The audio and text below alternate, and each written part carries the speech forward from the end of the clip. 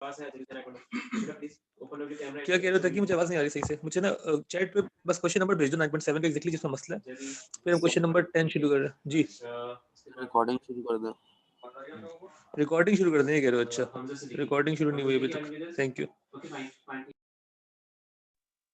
Sir. हो गई ये रिकॉर्डिंग, हो गई है शुरू। बहुत आला। 9.7 के जो क्वेश्चन नहीं हुए वो मुझे भेज दें। जैसे जोया ने भेज दिया, ठीक है, थैंक यू जोया। 1 का ई दोनों कह रहे हैं, ठीक है, वो हम देख लेते हैं।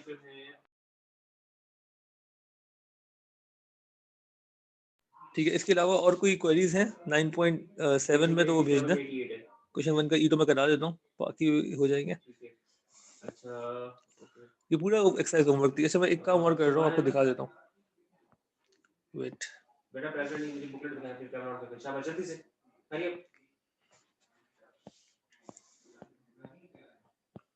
सुबह में हम सुबह में अगर आप मेरे सामने होते ना पढ़ पा चुके किताब का मैं काम कर रहा हूं। अच्छा देखो, मैं अभी कर रहा हूँ 9.7 की ना एक असाइनमेंट टैब बना रहा हूँ ऑन द गूगल क्लासरूम, जो कि हमारा इसका है। तो एक्सरसाइज 9.7 बस मैं लिख रहा हूँ इस पे। आपने अपलोड कर देनी है आज शाम तक। जिन्होंने नहीं किया अभी तक उसको कर लें। एक्सरसाइज 9.7 काफी इंपॉर्टेंट है, टेंजर और नॉर्मल वाली। ये काफी यूज होगी। ये कोऑर्डिनेट ज्योमेट्री, इंटीग्रेशन, डिफरेंशिएशन तीनों मिला जुला के आ जाते हैं क्वेश्चन इसके। तो जिसने अभी तक नहीं किया वो कर ले। इसको मैंने बना दिया और आपको भेज दिया। आपने अपलोड करना है इसके ऊपर पूरा आपका असाइनमेंट, ठीक है। पीडीएफ भेजेगा एक, जैसे आपने एग्जाम की तरफ भेजी थी, ठीक है। आपके पास वो नोटिफिकेशन आ चुकी होगी if you have joined the exam, ठीक है। आवाज थोड़ा सा मसला हो रहा है तो मैं लोकेशन चेंज कर रहा हूँ। 2 मिनट मुझे देगा और फिर हम स्टार्ट करते हैं आगे।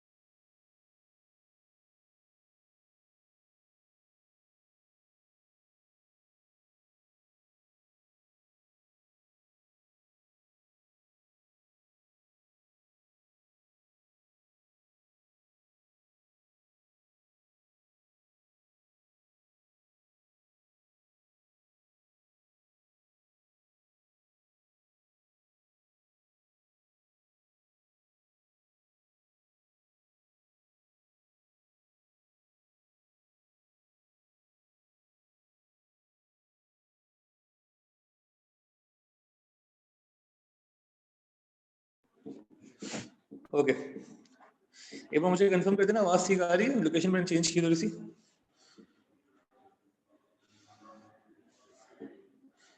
ओके, 1 का ई लोगों ने बोला है। 1 का ई हम शुरू करेंगे। Okay,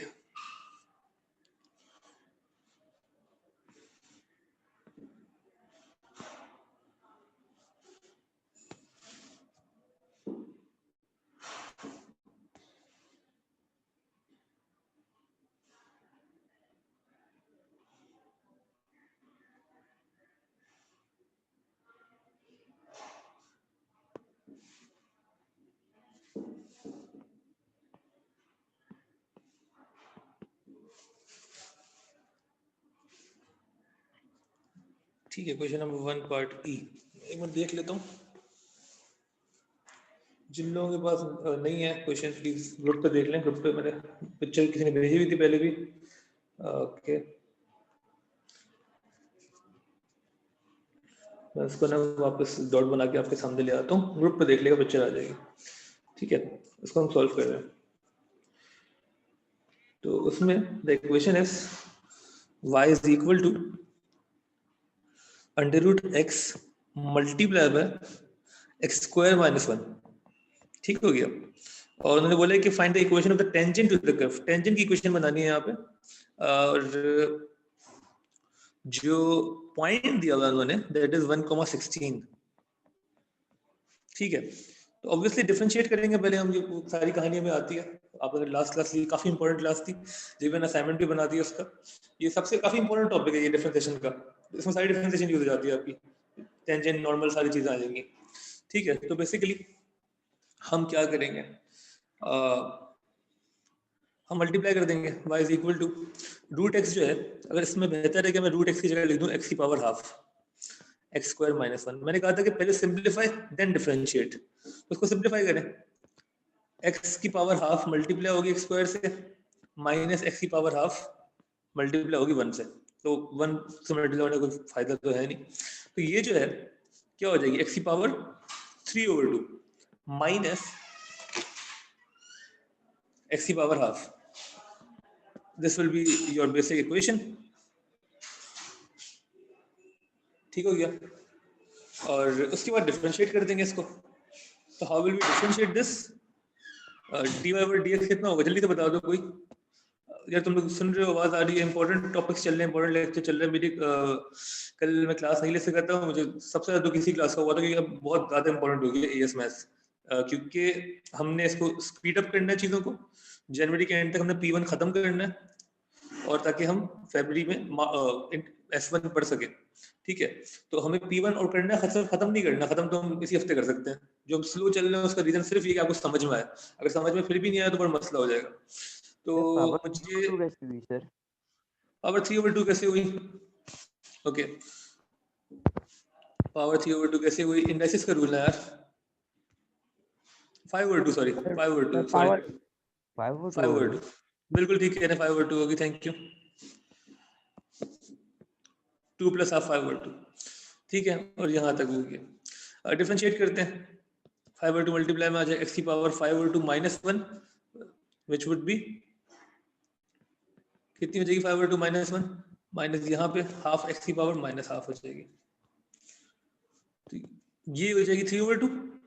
yes sir, 5x power 3/2/2। ठीक है, ये बिल्कुल ठीक है, और ये हो जाएगा -1/2 x की पावर माइनस हाफ। यहाँ तक हो गया था। ठीक है, अब क्या करना है, आपने ग्रेडियंट निकाल लेना है। ग्रेडियंट के लिए x की वैल्यू इनपुट करनी है, x कितना है, x है 1। ठीक है, x 1 है, तो ग्रेडियंट कितना होगा, dy/dx would then be equal to 5/2 1 की पावर 3/2 माइनस 1/2 1 की पावर माइनस 1/2। इसका आंसर बताओ जल्दी से, क्या आ रहा है,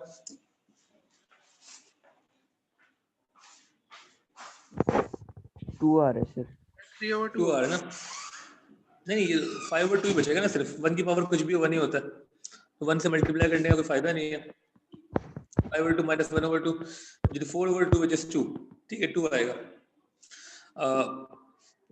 उसके बाद क्या करेंगे, हमें टेंजेंट की क्वेश्चन चाहिए, तो y minus y1 is equal to m into x minus x1। ठीक है, y minus y1, y minus y1 की वैल्यू क्या है, 16 पॉइंट है ना, 1,16, ये इनपुट करेंगे। तो y minus y1 should be equal to m into x minus x1, x1 भी गिवन है 1, तो ये हो जाएगा y minus 16 is equal to 2x minus 2, तो y would be equal to 2x, 16 minus 2 तो 14। ये आंसर आ रहा है। यस सर, मेरे तुम लोग ये आ अभी रहा है, लेकिन पीछे आ रहा है sir 4y minus 79x plus 196 is equal to 0। 4y minus 7 79x plus 196 is equal to 0। नहीं गलत है, ये बिल्कुल गलत है। ठीक है, तुम्हारा आंसर सही है, कोई मिसप्रिंटिंग हुई होगी, कुछ गलती में, पता नहीं, बाकी सारे आंसर सही है पीछे, सिर्फ इसमें मसला है। जैसे सब इसी में मसला आ रहा था। चलो उसको मैं देख लूंगा, आंसर का मसला मैं देख लूंगा, नहीं करना ऐसे ही है, अगर ऐसे ही किया तो आपने बिल्कुल ठीक है, किसी को मसला है इसमें तो पूछना बिल्कुल ठीक है, अगर आपने ऐसे ही किया तो। सर क्वेश्चन इसके अलावा 7B भी कर देंगे? जी बिल्कुल कर देंगे, question number 7 part B.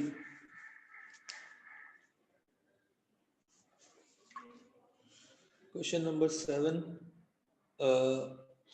Part A देख लें पहले, फिर हम बी करते हैं।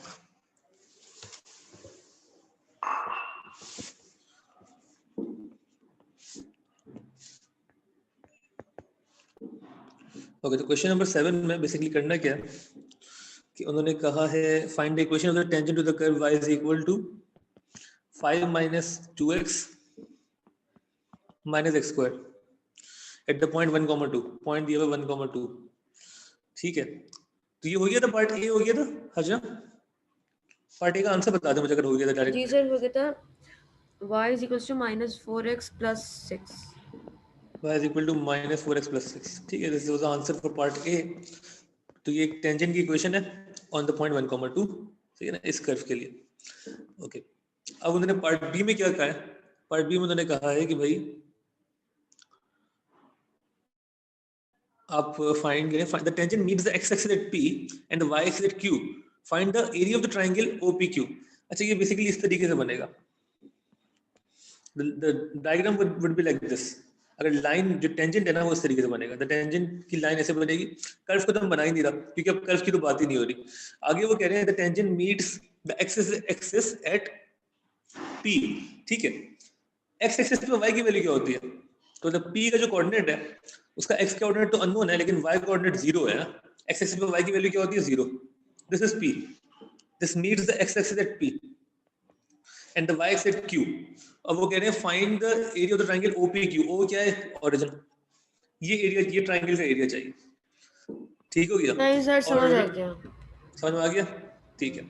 और ये मैंने डाउनवर्ड स्लोपिंग क्यों बनाई है, मतलब मैंने लाइन ऐसी क्यों नहीं बनाई? क्योंकि ग्रेडियंट नेगेटिव है, याद है ना, नेगेटिव ग्रेडियंट की लाइन यूं होती है, इसको नहीं भूलना। उसके बाद तो हो जाएगा ना इंशाल्लाह जल्दी से। तो p और q के कोऑर्डिनेट्स इनपुट कर दें बस। p में y 0 है, जब मैं y को 0 करूंगा x की वैल्यू क्या आ जाएगी? -6 over -4 which would be 3/2। 2/2 3/2 ना, तो दिस वुड बी 3/2, 0 p के कोऑर्डिनेट्स। और मुझे दूसरी जो है q के कोऑर्डिनेट्स चाहिए। q के कोऑर्डिनेट बताओ, एक मिनट रुको।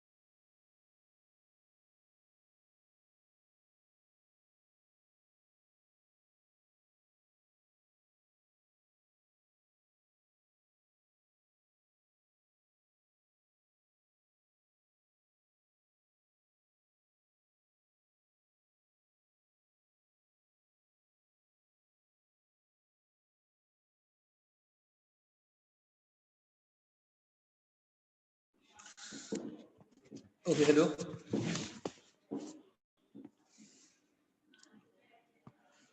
जी,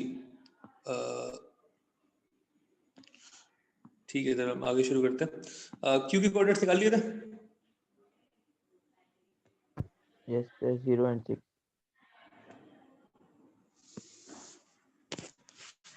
ठीक है, तो 0,3 वहां पे x 0 होगा। q के कोऑर्डिनेट्स अगर आप देखें तो पहले ही लिख दिया गया 0,y, क्योंकि y एक्सिस पे है तो सर 3 नहीं है 0 होगा। 0,6 है सर q का कितना? 0,6। 6 ओके, ये और वो कैसे निकाला था? वो इसी में इनपुट किया था वापस, y is equal to -4x plus 6, तो y की वैल्यू 6 आ गई, बिल्कुल ठीक है।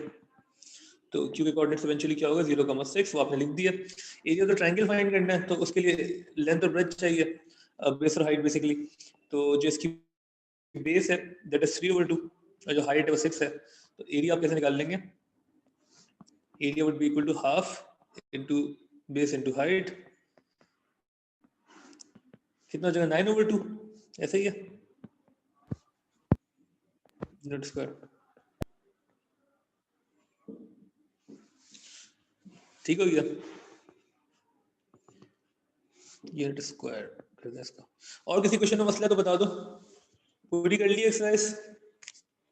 सारे क्वेश्चन करने गए थे मैंने, किसी भी क्वेश्चन में मसला बता दो, हम आगे बढ़ने, वरना टेंशन और नॉर्मल के अच्छे क्वेश्चन है इसमें, अगर आपसे ये सारे हो गए तो बहुत फिट है, मतलब आप सही चल रहे हैं।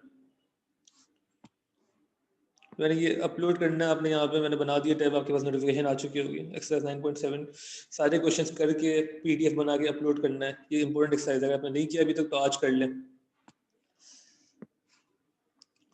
ठीक है। कोई और क्वेश्चन किसी ने पूछना है इसमें चैट में लिख दो, वरना हम आगे बढ़ेंगे। 10 करवा दें, question number 10। The normal at the point 0, 0 and 1, 2 to the curve y is equal to, okay, question number 10, y की इक्वेशन क्या है, x plus x cube। वो कह रहे हैं कि the normal at the point 0, 0, question हम देख रहे हैं आप, question number 10, at the point 0, 0 and 1, 2, दो पॉइंट है, ठीक है। meet the point, meet at point P, find the coordinates of P। ये अच्छा सवाल है क्योंकि इसमें कोऑर्डिनेट ज्योमेट्री भी यूज हो रही है। तो वो कह रहे हैं दो पॉइंट पे जो नॉर्मल है, they meet another at another point P। Sir आपकी आवाज इसकी कट अगर मैं डायग्राम जरा सी बनाऊं बेसिकली, वो कैसे होगी, वो फॉर एग्जांपल ये कर्व है, अब बेहतर है सही है, बस, अब ठीक है। ठीक है सर, ठीक है। अच्छा, जीरो पे टेंजेंट इस तरीके से बनेगा, ठीक है, और 1 पे टेंजेंट इस तरीके से बनेगा। नॉर्मल कैसे बनेगा, नॉर्मल इस तरीके से होता है क्योंकि वो इसका परपेंडिकुलर होता है। 1 पे नॉर्मल इस तरीके से बनेगा, वो परपेंडिकुलर होता है। वो कह रहे थे normal at the point 0 and 1, तो नॉर्मल को मैंने रेड से बनाया, इन दोनों नॉर्मल को meet at the point P, इस पॉइंट पे मीट करते हैं, पॉइंट P पे, the normal meets at P, find the coordinates of P। कैसे करेंगे, कोई बता सकता है? How will we solve this question?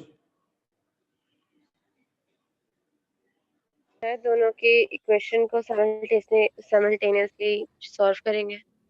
Exactly, बिल्कुल ठीक है, बेहतरीन। और उसके लिए आपको क्या करना है कि पहले नॉर्मल की दोनों इक्वेशन चाहिए, तो वो कर लेंगे और फिर हो जाएगा। ये जिसने पूछा था कि कर लूँ इसको सॉल्व, अरे आपने पूछा था, सॉल्व हो जाएगा या कोई मसला है? हो जाएगा, हो जाएगा। की बात है, ठीक है। इसमें से भी डायग्राम विजुलाइज करने में थोड़ा सा, डायग्राम के मार्क्स नहीं है तो तभी मैं बनाया था ताकि आप विजुलाइज कर लें हो क्या रहा है। वो कह रहे the normal meets at the point P, the normal to the curve at this point and this point meet at a point P, find the coordinates of P। ठीक है, अगर वो कहते हैं tangent meet at point Q for example, और Q के coordinates बताएं, तो भी यही करते हैं, टेंजेंट की इक्वेशन निकालते हैं दोनों की और साइमल्टेनियस सॉल्व कर लेते हैं। ठीक हो गया। तो अगर हम और कोई क्वेश्चन है किसी का तो पूछ लें, वरना हम नेक्स्ट एक्सरसाइज शुरू कर लें।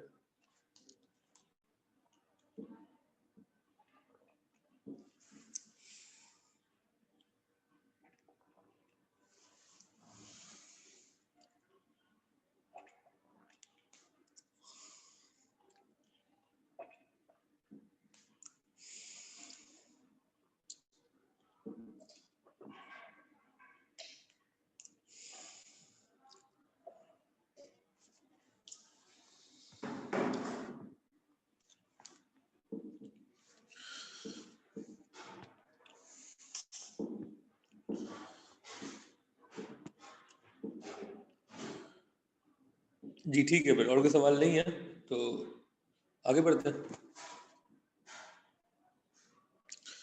अच्छा, नेक्स्ट एक्सरसाइज जो है 9.8 जो है वो हम बस जल्दी से निकाल लेंगे, इसमें ज़्यादा काम नहीं करना। हम 9.9 भी आज ही शुरू करेंगे इंशाल्लाह, क्योंकि 9.8 में बस एक छोटा सा समझने वाला काम है।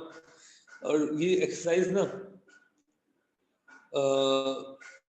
तब भी थोड़ी सी आप लोगों को इस तरीके की दे दी गई कि थोड़ा सोचना पड़े, वरना इतना मुश्किल आता नहीं है।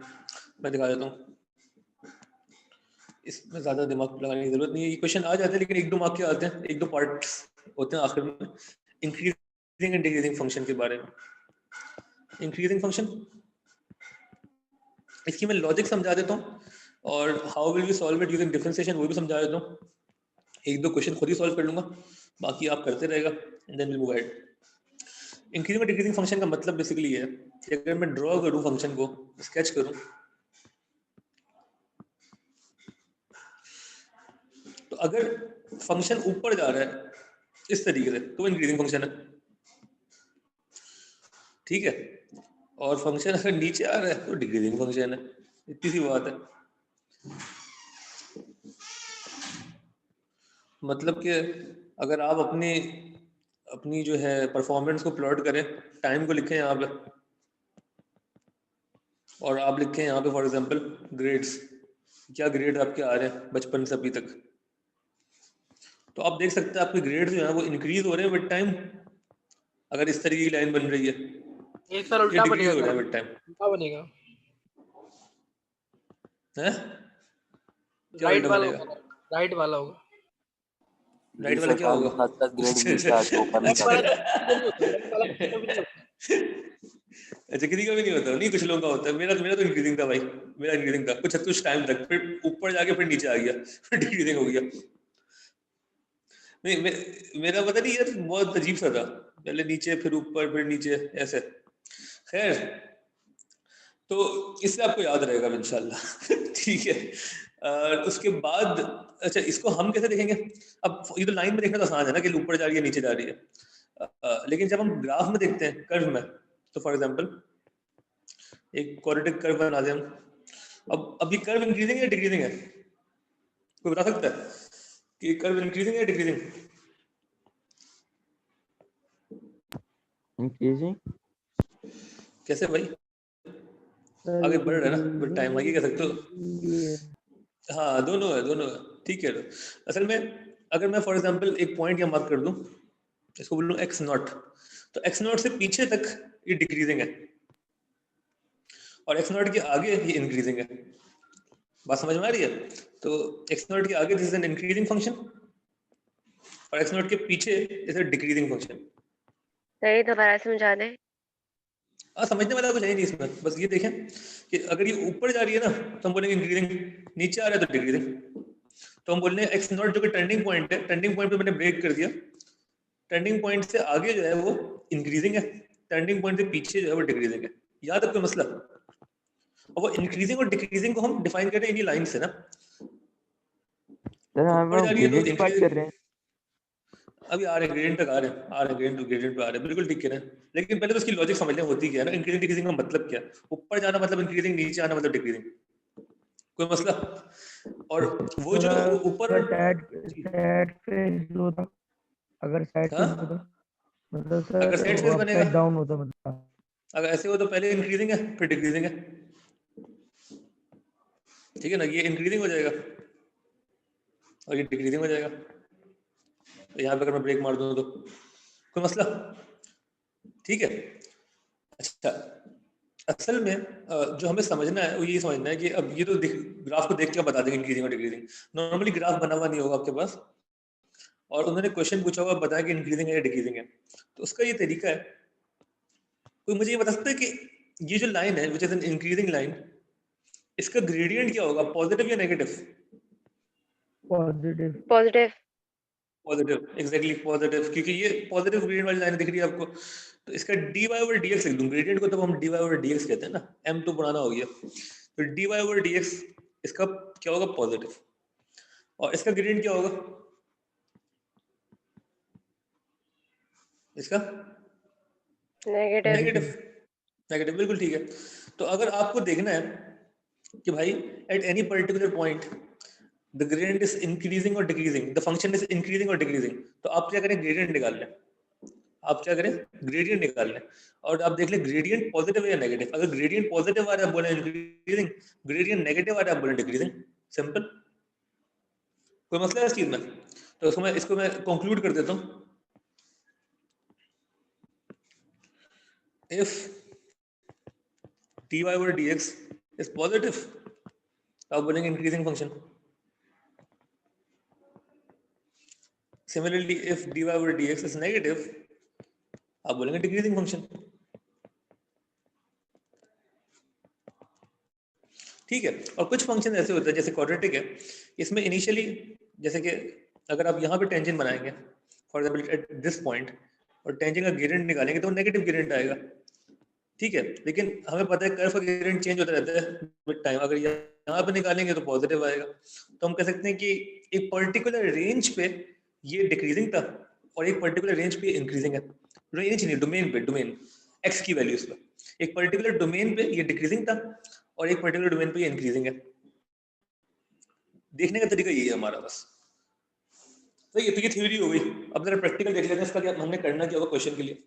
तो क्वेश्चन के लिए हमें क्या करना होगा, उसके लिए आप जो अभी हमारे पास क्वेश्चन है जो कि भेजा गया है, जोया ने सेंड कर दिया था, उसमें तब भी एक डॉट बना देता हूँ ऊपर ही, लेकिन ताकि आप लोगों को दिख जाए दिस क्वेश्चन, इसको जरा देख लें। और इसका क्वेश्चन नंबर 1 का part A, for each of the following functions find the range of the values of x for which the function is increasing. जरा इसको देखें क्वेश्चन नंबर 1 को, वो क्या कह रहे हैं। For each of the following functions, find the range of the values of x for which the function is increasing. Part A में function जो दिया हुआ that is f of x is equal to x square minus 6x. तो उन्होंने कहा कि आप हमें वो डोमेन बताएं और रेंज बताएं जिसपे द फंक्शन इज इंक्रीजिंग। तो उसका तरीका सिंपली क्या है कि आप dy over dx फाइंड कर लें, और हमें पता है कि ये मैं जरा याद दिला दूं, y को हम f of x कहते हैं और dy over dx को हम क्या कहते हैं, f dash of x। एक ही बात है। तो अब f dash of x find कर लें। f dash of x पहले फाइंड करें, डिफरेंशिएट कर दें। 2x minus 6 आ रहा है। बिल्कुल ठीक है, बेहतरीन।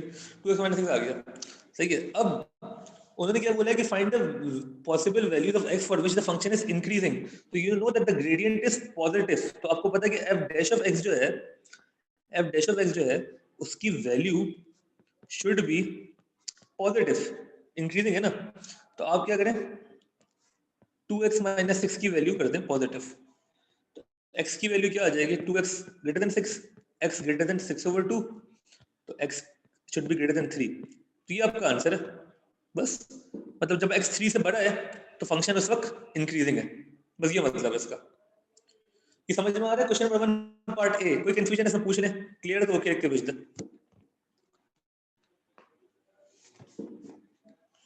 ये हमने ग्रेटर क्यों बनाया कि क्वेश्चन ने बोला था इंक्रीजिंग है। क्वेश्चन नंबर 1 पार्ट ए, कोई कंफ्यूजन इसमें प्लीज पूछ लें, क्लियर तो ओके लिख के भेज दें। अटेंडेंस भी हो जाएगी आपकी। ये अभी समझ सुनने में आ रहा है, सब क्लियर है, आवाज आ रही है, ठीक है। Increasing function the gradient should B positive, हमने पॉजिटिव किया, पॉसिबल हमें वैल्यूज ऑफ x मिल गई जिस पे ग्रेडियंट इज पॉजिटिव, ठीक है, बिल्कुल ठीक है, बेहतरीन, ओके। अब एक और काम करते हैं कि क्वेश्चन नंबर 1 का पार्ट ए हो गया है, then will move on to question number 1 का पार्ट बी।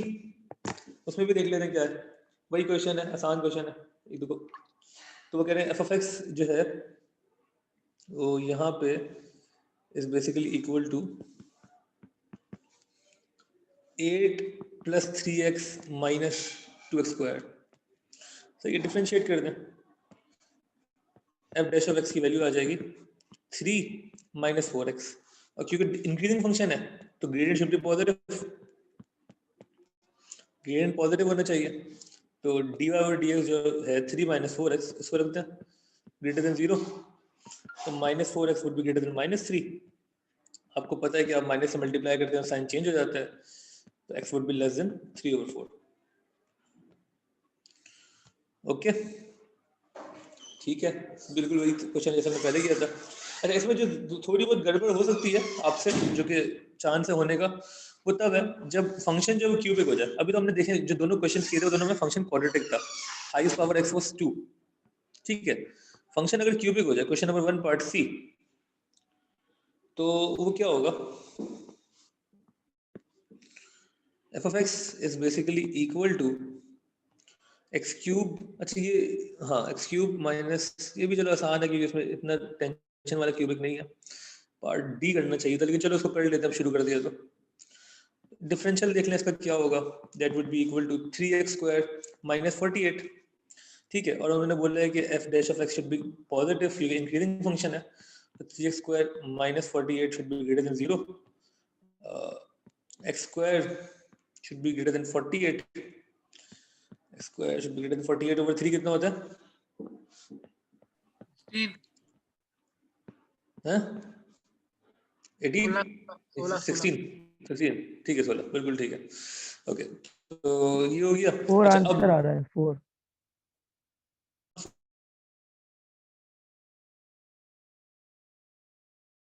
सोचने वाली सर आवाज कट रही है काफी.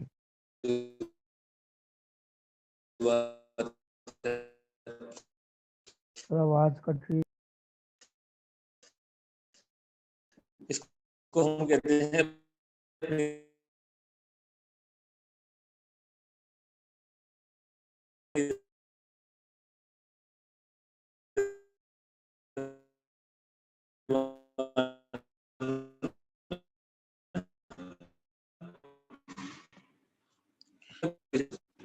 अब देखो, अब बेहतर है आवाज. हाँ सर अब आ रही है बिल्कुल.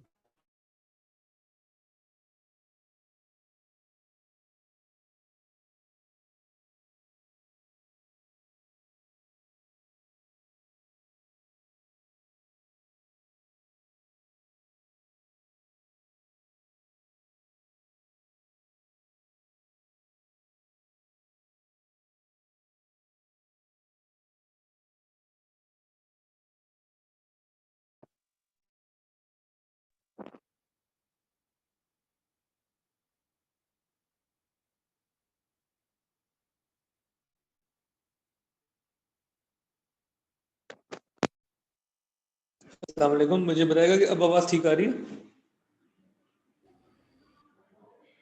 जी सर आ रही. बिल्कुल ठीक है, क्लियर है.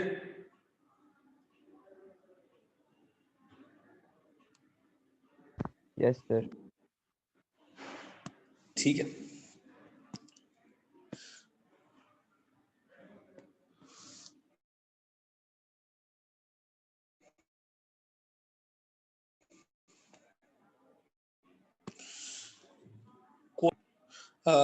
जी आपको याद होगा, कोई बता सकता है क्या आंसर होगा इसका?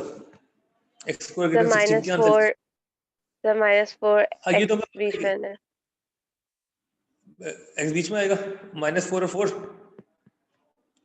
या देखो, ये एक तो पता है कि अंडर रूट करेंगे तो -4 4 दो आंसर आएंगे. अब या तो एक ये आंसर है या ये आंसर है, x greater than 4, x less than -4. इनमें से कोई एक आंसर है. मैंने बताया था, ये तो अब जोड़ के लिखेंगे या तोड़ के लिखेंगे. तो जोड़ के लिखेंगे, तोड़ के लिखेंगे. तोड़ने का मतलब होता है ग्रेटर देन द बड़ा नंबर, लेस देन द छोटा नंबर. ठीक है, तो यहाँ पे क्या लिखें, जोड़ के तोड़ के? सर तोड़ के.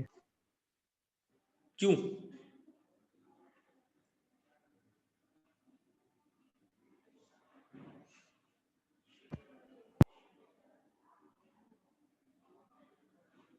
सही कह रहे हैं, जो कह रहे हैं तोड़ के सर लिखेंगे. ये इंक्रीजिंग भी बताएंगे और डिक्रीजिंग भी बताएंगे. नहीं, इंक्रीजिंग डिक्रीजिंग का चक्कर नहीं है. अब इसके बाद जो सॉल्व करना है ना, वो ऊपर वाला क्वेश्चन तो हो गया. इसके बाद आपकी क्वाड्रेटिक इनइक्वालिटी टेस्ट हो रही है, डिफरेंशिएशन खत्म हो गई ऊपर. सिर्फ ये क्वेश्चन है, इसको देखें आप. ऊपर वाले को छोड़ दें आप. जब भी ग्रेटर देन का साइन है ना, बस इसको याद रख लें. अभी मैं इसको वापस डिटेल में नहीं जाऊंगा. ग्रेटर देन का साइन होगा, तोड़ के लिखेंगे बस. ग्रेटर देन का साइन है तो तोड़ के लिखेंगे. कैसे तोड़ के लिखेंगे? x ग्रेटर देन 4 और x लेस देन -4.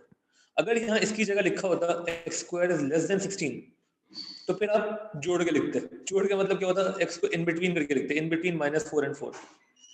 ठीक है, तो it depends on the sign, the inequality sign. Inequality sign greater है या लेस, इस पर डिपेंड करेगा.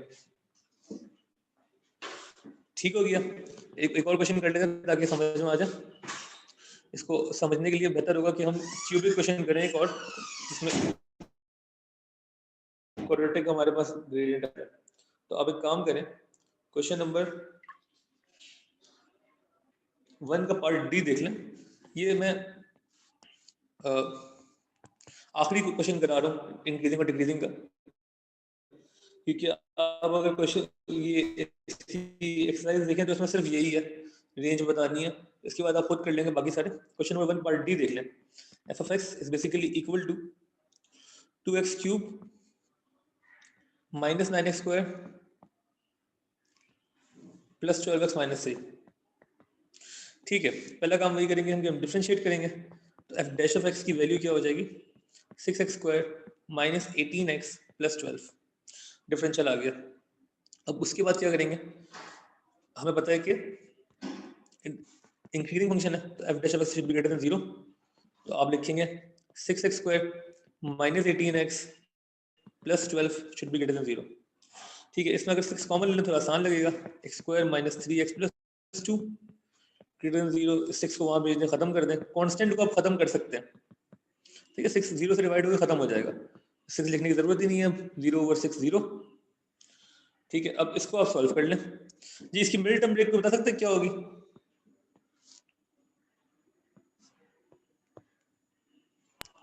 Middle term break minus plus x 4x क्यों होगी यार, 2 चाहिए ना हमें, माइनस 2x माइनस x होगी सर 2 आ रहा है। 2।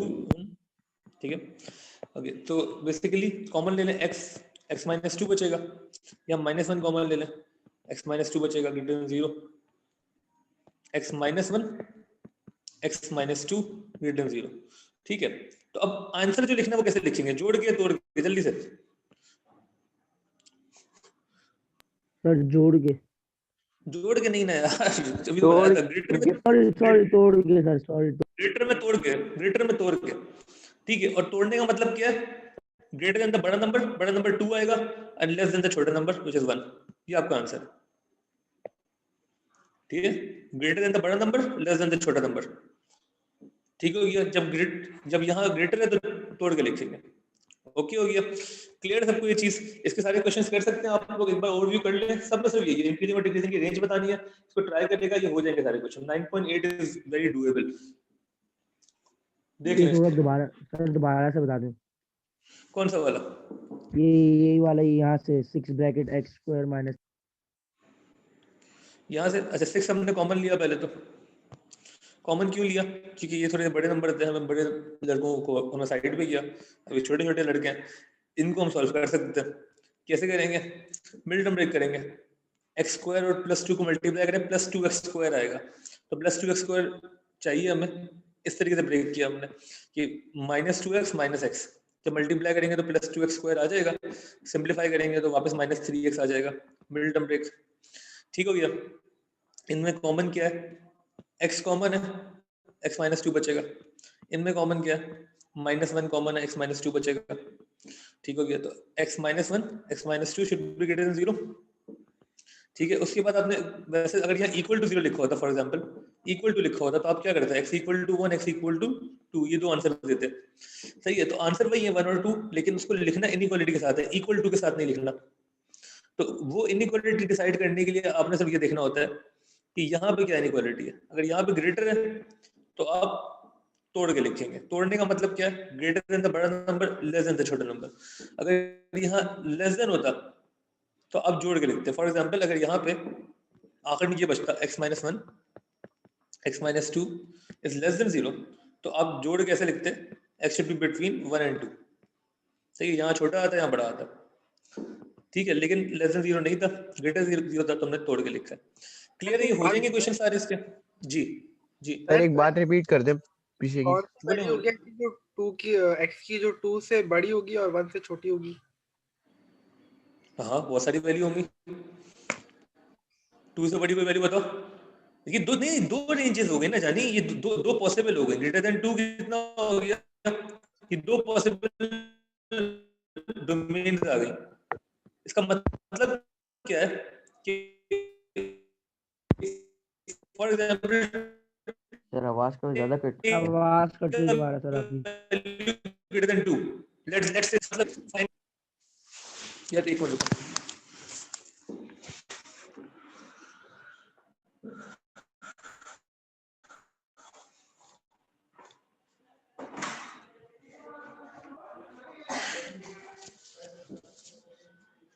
आवाज बेहतर है? यस ठीक। तो बेसिकली हम क्या कह रहे हैं, हम ये कह रहे हैं कि जिनमें the function will be increasing का मतलब the gradient will be positive. तो take any value greater than 2, for example 3, x equal to 3, अगर आपने टेस्ट करना है अपने आंसर को, आप इसके अंदर 3 इनपुट करके देख लें, f dash of 3 फाइंड कर लें आप, the answer would definitely be positive. क्या होगा doesn't matter, but it will be positive. बात समझ में आ रही है? Similarly take any value less than 1। सही सर, समझ आ गई।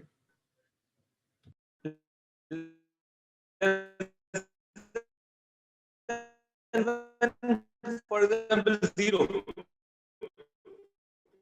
इसमें आप 0 इनपुट करके देख लें। एक ओके चाहिए आप सबकी तरफ से, अगर आपको सब समझ में आ गया तो। एक ओके का मतलब होगा now you can solve sir आवाज कट रही है सर आपकी। क्वेश्चन ऑफ एक्सरसाइज 9.9 9.98 सारे क्वेश्चंस कर सकते हैं, तो ओके लिख के भेज दें, कोई मसला पूछ सर लो। मैक्सिमम कर वाली बात बता दें वापस से। मैक्सिमम की बातें हमने कहाँ बताई, कोई बात थी नहीं। मैक्सिमम कर पे बताया था ना, कहाँ पे इंक्रीजिंग होगा कहाँ पे नहीं वो तो देखो, नहीं डजंट मैटर ना, डजंट मैटर। देखो इसका एक क्वेश्चन कर लेते हैं, चलो मैक्सिमम का इसका एक क्वेश्चन देख लो। कोई सा क्वेश्चन उठाओ, कोई सा भी उठाओ इसमें से 9.8 में से।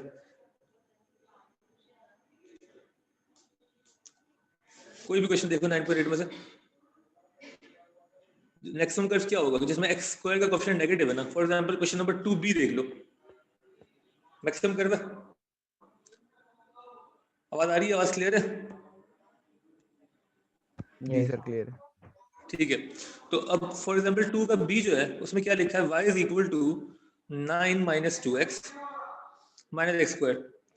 ये फंक्शन है, ठीक है। अब उसको आप कर लें डिफरेंशिएट, आपको dy बाई dx चाहिए ना, तो वो कितना हो जाएगा, -2 माइनस 2x। डिफरेंशियल आ गया। और आपको क्या करना था, क्योंकि क्वेश्चन नंबर 2 में उसने बोला find the range of the values of x for which y is decreasing. Decreasing का मतलब है the gradient should B negative. Negative कैसे होगा, तो आपका जो भी ग्रेडियंट आया था -2 माइनस 2x, उसको लेस देन 0 कर दें, तो -2 would be less than positive 2x, 2x would be greater than -2, है ना, और x would be greater than -1। ये आंसर है आपका। क्या मसला है इसमें, -2 उसको पहले वहां भेजा, पॉजिटिव हो गया, इसको -2 इज लेस देन 2x, मतलब 2x should be greater than -2, और फिर 2 को डिवाइड कर दिया तो -1 आ गया। Increasing decreasing doesn't matter, technique यही रही है आपकी, डिफरेंशिएट करें, लेस देन या ग्रेटर देन लिखें, सॉल्व करें। आखिर में आके हो सकता है क्वाड्रेटिक इनइक्वालिटी दिख जाए आपको, तो उसके लिए आपको बता दिए जोड़ने और तोड़ने वाला सीन। बाकी कोई रॉकेट साइंस नहीं है इसमें, हो जाएगा, ये हो जाएगा तो ओके लिख के भेज दें। अभी भी कोई मसला है, कोई भी क्वेश्चन उठाएं इसमें से 9.8 और मुझे बोले सर इसको सॉल्व कर दे, मैं कर दूंगा, वरना ओके लिख के भेज दें।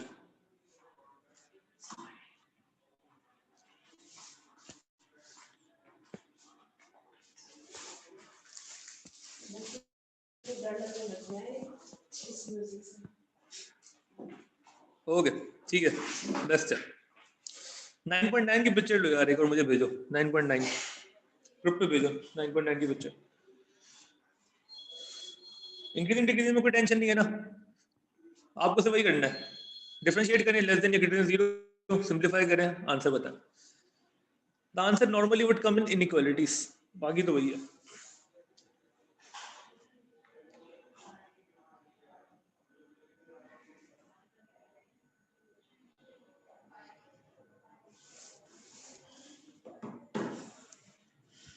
नाइन पॉइंट 9 की कोई भी एक पिक्चर लेके भेज दो यार ग्रुप का।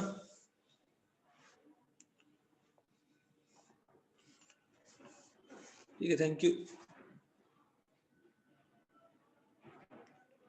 ओके, अब आगे स्टेशनरी पॉइंट वाली बात। स्टेशनरी पॉइंट का पहले मैं आपको मतलब बता दूं, ये भी कोई इतना टेंशन वाला चैप्टर नहीं है, इसकी लॉजिक हम सीख लेते हैं। स्टेशनरी पॉइंट का मतलब हमारे लिए ट्रेंडिंग पॉइंट ही है। ट्रेंडिंग पॉइंट, स्टेशनरी पॉइंट सब एक ही होते हैं। असल में होता ही क्या है कि नॉर्मली जब फॉर एग्जांपल अगर क्वाड्रेटिक को देखें, ये कर्व है फॉर एग्जांपल, ये x है, ये y है, और ये कर्व है आपका, ठीक है, ये ट्रेंडिंग पॉइंट है। अच्छा, अगर आप देखें तो यहाँ तो हमें पता है कि the function is increasing, dy by dx is positive. यहाँ पे the function is decreasing, negative है।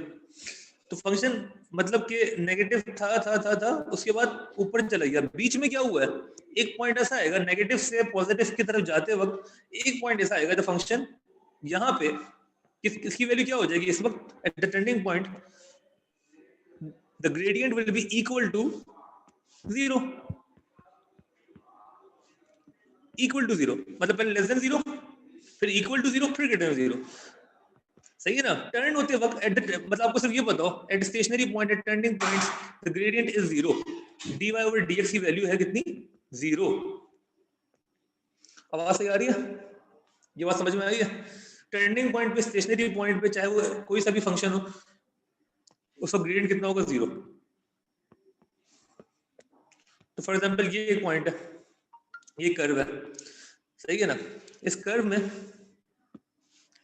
इस पॉइंट पे, इस पॉइंट पे और इस पॉइंट पे, इन तीनों पॉइंट पे dy over dx कितना होगा 0, इन तीनों पॉइंट्स पे। क्योंकि अगर यहाँ पे मैं टेंजेंट बनाऊं तो tangent would be parallel to the x axis, the tangent would be parallel to the x axis, और tangent any line that is parallel to the x axis उसका ग्रेडियंट क्या होता है 0। कोई मसला यहाँ तक समझ में आ रही है बात? तो ओके लिख के भेजें, कोई कंफ्यूजन है पूछे। तो हमें सिर्फ इतना पता कि स्टेशनरी पॉइंट पे टर्निंग पॉइंट पे the gradient will be always equal to 0। 0 है वो, इस पॉइंट पे the function is neither increasing nor decreasing, the gradient is 0, simply 0। Okay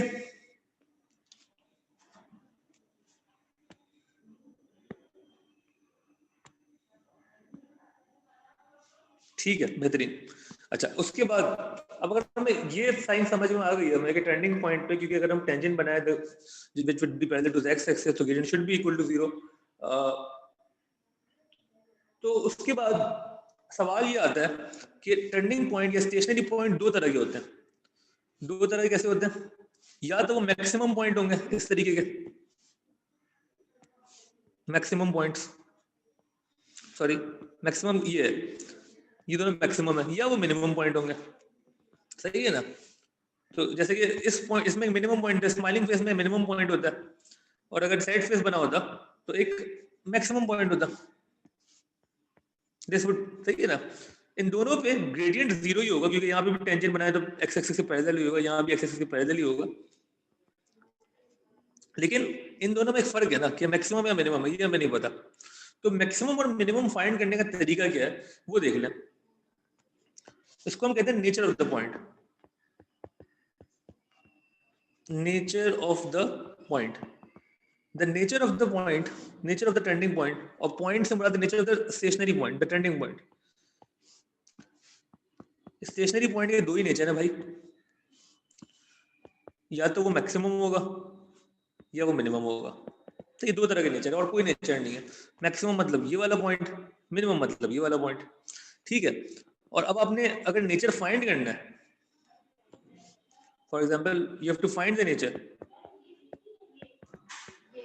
to find the nature of the point, आपको मतलब पता करना है कि यार ये जो मेरा पॉइंट आया है ये क्या है, ये मैक्सिमम है या मिनिमम है। आपको 2-3 स्टेप फॉलो करने हैं। Step one double differentiate. कि डबल डिफरेंशिएट क्या है मैं बता देता हूं आपको। पहला स्टेप है डबल डिफरेंशिएट। डबल डिफरेंशिएट को हम लिखते हैं इस तरीके से, d² y/dx²। दूसरी बार डिफरेंशिएट करें, ये मैं इसकी एग्जांपल दिखाता हूं मैं आपको। या तो इसको f∬x बोलेंगे, कोई इसमें टेंशन नहीं है, डबल सुन के डरे मत, बहुत ही हलवा है ये, बहुत ही हलवा है। कैसे हलवा है बता देता हूं आपको, इसकी एग्जांपल मैं दिखा देता हूं आपको। फॉर एग्जांपल अगर इक्वेशन दी हुई थी y = 3x³ + 4x² - 9x + 1, इसको पहले डिफरेंशिएट करें, dy/dx फाइंड करें, वो कितना होगा 9x² + 8x - 9। सही है ना, यहां तक कोई मसला, यहां तक सब फॉलो करेंगे? ओके। डिफरेंशिएट करना तो हम सबको आता है। डबल डिफरेंशिएट क्या होगा? कुछ नहीं होगा, बस ये जो डिफरेंशिएट किया हुआ है इसको दोबारा डिफरेंशिएट कर दें, एक बार में डिफरेंशिएट कर दें। 18 आ रहा है सर, एग्जैक्टली 18 आ रहा है।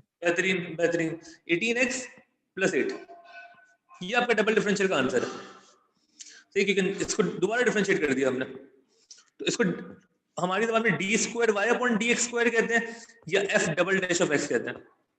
ये दोनों जो है नोटेशन है which we use for double differentiate. तो जब भी आपको नेचर फाइंड करना है तो पहला काम क्या करना है कि भाई डबल डिफरेंशिएट कर दें, बाकी बातें बाद में। ठीक है, पहला काम किया डबल डिफरेंशिएट कर दें, डबल डिफरेंशिएट कर दिया आपने। अब आप उसके बाद step 2, input the x coordinate of stationary point. Stationary point का एक्स कोऑर्डिनेट इनपुट करना है। इनपुट कैसे करना है वो एग्जांपल मैं क्वेश्चन से करवाता हूं, आपको समझाता हूं, कोई टेंशन की बात नहीं, वो भी आसान काम है। और फाइनली आप देख लें, इनपुट करने के बाद अगर डबल डिफरेंशियल की वैल्यू पॉजिटिव आ रही है तो आप बोलेंगे द पॉइंट इज मिनिमम, और अगर डबल डिफरेंशियल की वैल्यू नेगेटिव आ रही है तो आप बोलेंगे द पॉइंट इज मैक्सिमम। ये 3 स्टेप है, सिंपल से कॉपी करें, ये 3 स्टेप है, कॉपी करें। पहला स्टेप तो मैंने समझा भी दिया आपको, बाकी दोनों के लिए मैं एग्जांपल करा देता हूं एक।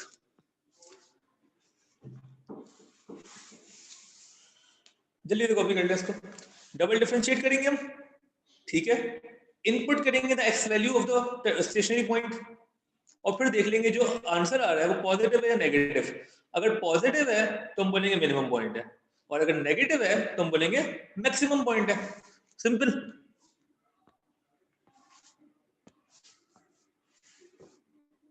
कॉपी कर लिया? एक एग्जांपल देख लें इसकी, उसके बाद क्लास खत्म कर देंगे। इसे कल कंटिन्यू भी करेंगे इसको। इसकी मैं example, for example question number 1 देखें,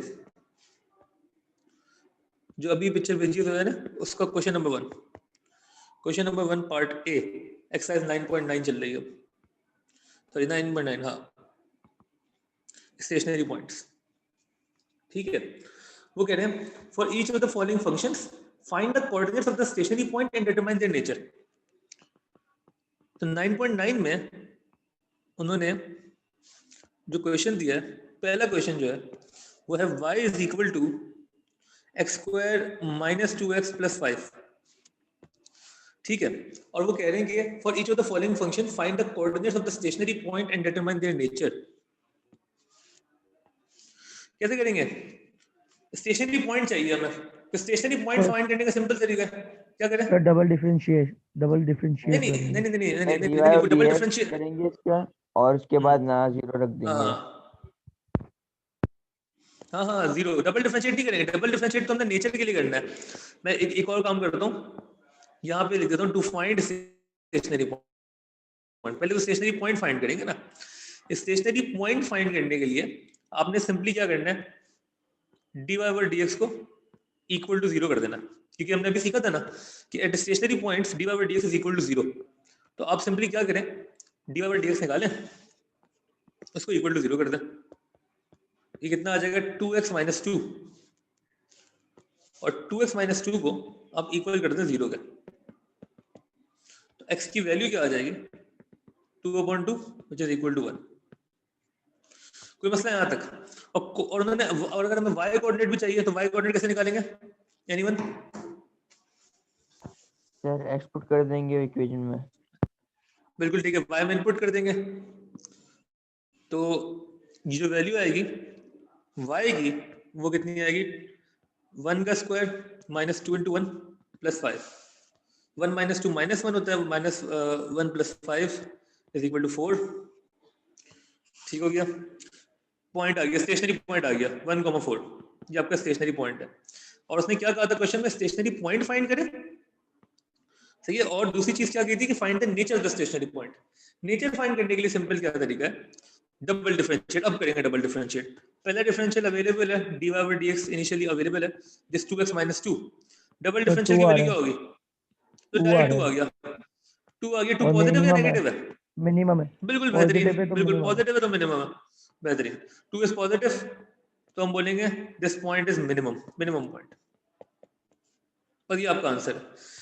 ये देख लें, इसकी रिकॉर्डिंग अवेलेबल होगी, इसका मैं होमवर्क भी लिख रहा हूँ, इंपॉर्टेंट है। अभी आप अगर ये समझ में आ गई अगर आपके, तो आप सारे क्वेश्चन इसके कर सकते हैं, एटलीस्ट क्वेश्चन नंबर 1 और क्वेश्चन नंबर 2 के। ठीक है, homework is question number 1 and question number 2, all parts. इसको देख लें, कोई कंफ्यूजन है ग्रुप में पूछ लेगा, हम सॉल्व कर लेंगे इसको आगे। ओके देन, मैंने एक पार्ट करा दिया, बाकी आप कर सकते हैं, नहीं समझ में आए तो ग्रुप में पूछ लेगा, हम कर लेंगे इसको। ठीक है, हम क्लास यहीं पे खत्म करेंगे। हाँ 9.7 है ना? कुछ पूछना है किसी ने? 9.9 क्या 7 क्या? 9.7 नहीं 5। सर 9.8 और 9.9 है ना? हाँ ये इसकी 9.9 है, स्टेशनरी पॉइंट की 9.9 है, 9.9 और 9.8 करना है सर। हाँ 9.8 के आप 9.8 के जितने करने कर लो। 9.8 जो हमने किया ना इंक्रीजिंग डिक्रीजिंग फंक्शन, इसके कुछ भी कर लो, इसके भी क्वेश्चन नंबर 1 2 3 के 4 पार्ट्स कर लो, ईच 4 पार्ट्स ईच, कोई से भी 4 पार्ट्स कर लो, समझ में आ जाएगा। ठीक हो गया, आसान में गया। और इसको देख लो, इस पर ज्यादा क्वेश्चन आते हैं पास पेपर्स में, ये जो है ऑल पार्ट वाला मैंने दिया, इसको कर ले। ओके देन, ठीक है, हम क्लास यहीं पे खत्म कर रहे हैं। अल्लाह हाफिज।